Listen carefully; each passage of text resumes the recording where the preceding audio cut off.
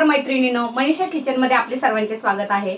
आज आपण फ्रीज साफ कसा करायचा ते पाहणार आहोत आणि डीप क्लीनही करणार आहोत आणि फ्रीज सुटसुटीत कसा ठेवायचा, त्याच्या जागा कशी अरेंज करायची ते आपण पाहूया। चला तर आता सर्वप्रथम मी सर्व फ्रीज पहिला खाली करून घेते। तर आपण पहिला मधला कप्पा चालू करू, म्हणजे वरचं फ्रीजर मधलं सामान आपलं खराब होणार नाही। तसं पण आपल्याला फ्रीजचं बटन वरून बंद करायचं आहे। तर सगळ्यात पहिलं मी स्विच ऑफ करून घेते। तर मी आता फ्रीजचं बटन बंद केलेलं आहे आणि आता मी सगळं फ्रीज मधलं सामान आता खाली करून घेत आहे।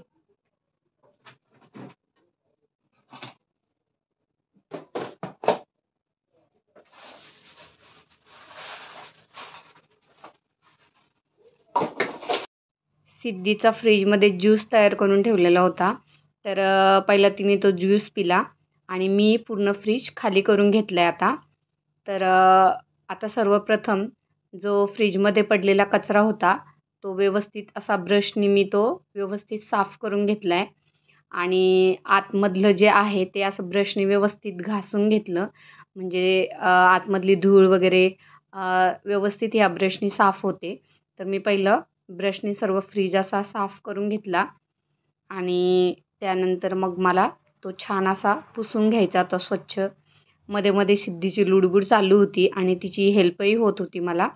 तर आता मी सर्व ब्रशनी कचरा पहिला काढून घेतला।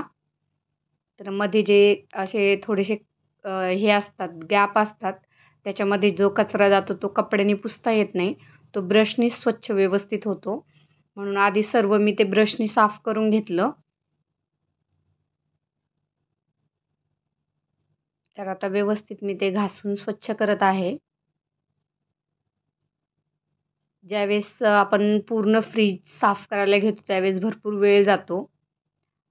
जेव्हा आतून पूर्ण डीप क्लीन करायचा असतो तो किमान 1 तास तरी मला फ्रीजला साफ करायला जातो। तर आता मी पूर्ण आधी ब्रशनी साफ करून झाला आहे माझा। त्यानंतर मी थोडंसं लिक्विडचं एक स्पंज घेऊन त्याने डाग वगैरे असेल तर ते मी पहिले साफ करून घेतले आणि आता माझं सगळीकडून मी तो छान असा क्लीन करून घेतला आहे आणि एक रफ कपड्याने असा छान तो पुसून घेतला पहिला। शक्यतो वरून तुम्ही पूर्ण पिन काढून फ्रीज साफ करा, म्हणजे करंट वगैरे बसणार नाही। तर आमचं लाईटीची सिस्टम अशी आहे, जरी काही झालं तर पटकन आधी ते लाईटचे बटन आपोआप ऑफ होऊन जातात, त्यामुळे मी फक्त बटन बंद केलेलं आहे। तर आपण हे फ्रीजला वास वगैरे येऊ नये म्हणून एक सोल्युशन तयार करतो आहे। तर यामध्ये थोडंसं आपलं भांड्याचं लिक्विड घ्यायचं आहे, त्यामध्ये एक लिंबू पिळून घ्यायचं आहे आणि यामध्ये आपण जो खायचा सोडा वापरतो तो थोडासा सोडा वापरायचा आहे आणि हे सोल्युशन एक स्प्रेमध्ये आपल्याला भरून घ्यायचं आहे आणि फ्रीजला मारून मग परत फ्रीज आपल्याला कपड्याने साफ करायचा आहे। तर टोटल 3 वेळा मी हा फ्रीज माझा साफ होणार आहे। पहिल्यांदा मी ब्रशनी साफ करून घेतला, त्यानंतर स्पंजनी व्यवस्थित घासून कपड्याने पुसून घेतला आणि त्यानंतर आता हा स्प्रे तयार करून तो मारून आपण परत एकदा व्यवस्थित तो पुसून घेणार आहोत, म्हणजे फ्रीजमध्ये असा स्मेलही छान येतो आणि लिंबामुळे असं फ्रेश वाटतं। तर आता मी तो स्प्रे सगळीकडे असा मारून घेतला व्यवस्थित आणि छान आपण परत कपड्याने व्यवस्थित त्याला पुसून घेणार आहोत। तर आता माझा मधला कप्पा पूर्ण क्लीन झालेला आहे, त्याची भांडी सगळी मी घासायला काढली आहे।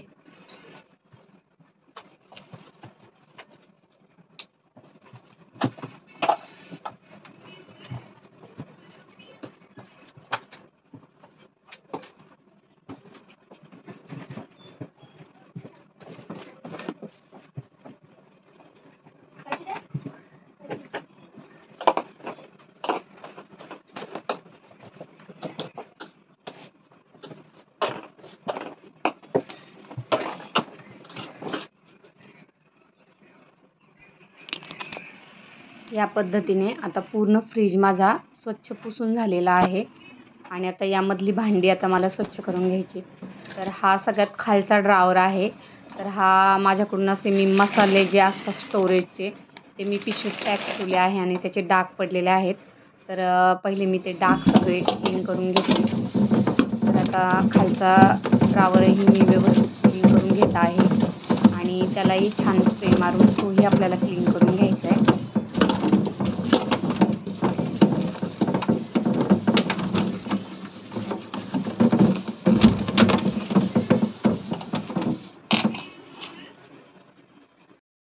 तर यानंतर वरचा फ्रीजरचा भाग मी साफ करायला घेतला आहे. तोही मी पूर्ण रिकामा करून घेतलेला आहे आणि आता तोही मी व्यवस्थित पुसून घेत आहे.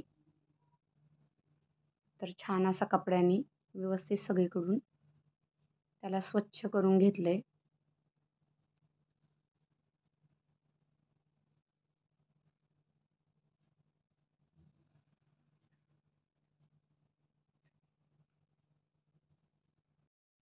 या पद्धतीने मी पूर्ण फ्रीज आतून पूर्ण क्लीन करून घेतलेला आहे. असा पूर्ण डीप क्लीन महिन्यातून एकदा केला तरी चालतो. इतर वेळेस आठवड्यातून एकदा नुसता पुसून घेतला तरी चालतो, कारण फ्रीज हे खराब होतच राहतं. तर आता त्याची पूर्ण भांडी आहे ती मी स्वच्छ करून घेत आहे. भरपूर पसारा निघालेला आहे फ्रीजमधला. साफसफाई म्हटलं का सर्व बाहेर येतं. तर आता अशा पद्धतीने मी आतल्या काचा वगैरे सगळं क्लीन करून घेतल्यात. मध्ये मध्ये मला शिद्धीची हेल्प चालू आहे. तर आता मी ना फ्रीजमध्ये काचेवर ठेवण्यासाठी असे मॅट मागवले आहे मिशोवरून. ते मी बरोबर काचेच्या मापाने घेतले. हे असं खालचं खराब होतं त्यासाठी मी हे मॅट मागवलं आणि आता मी सगळीकडे ते लावून घेत आहे व्यवस्थित, जेणेकरून फ्रीजला आता डाग पडणार नाही. आणि आता यावर मी सर्व माझे जे स्टोरेजचे मसाले वगैरे आहे किंवा कडधान्य हे मी सगळ्यात खालच्या ड्रावरमध्ये ठेवते. जे जास्तीचे काजू, बदाम आणि जे वस्तू बाहेर खराब होणार आहेत त्याच मी या फ्रीजमध्ये ठेवते. कारण शक्यतो कधी कधी बाहेर मुंग्या वगैरे लागतात. तर मी यामध्ये रवा, मसाला, हळद पावडर आणि ड्रायफ्रूट्स ठेवलेत आणि थोडेसे माझे कडधान्य आहेत ते मी यामध्ये ठेवलेले आहे. मटकी तसेच मूग आहेत. तर फ्रीजमध्ये कडधान्यांना किडही लागत नाही आणि व्यवस्थित राहतात ते.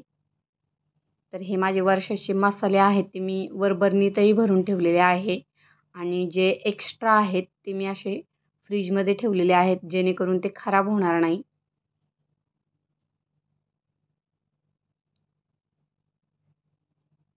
काजू बदामचे एकदम जास्त अर्धा किलोचे पॅकेट आणले, जे बरणीत भरून ठेवलेत आणि बाकीचे जे उरलेले आहेत ते असे मी फ्रीजमध्ये स्टोअर करून ठेवलेत.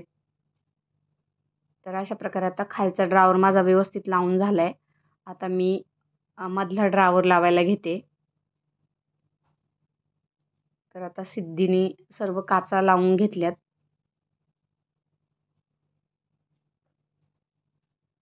आणि पटपट असं दोघीजणी मिळून आम्ही हे लावण्याचा प्रयत्न करतोय.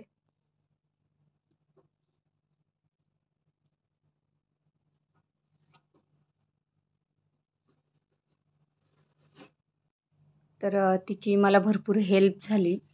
मला बाकीच्या वस्तू साफ करेपर्यंत तिने आतलं हे सर्व लावून घेतलं आणि आता मला फक्त मॅट वगैरे ठेवून सर्व आतलं सामान लावून घ्यायचं होतं. तर मी आता व्यवस्थित मॅट ठेवून घेतले आणि आता सामान लावायला सुरुवात केली. तर हेही मी असं ऑनलाईन मागवलेलं आहे.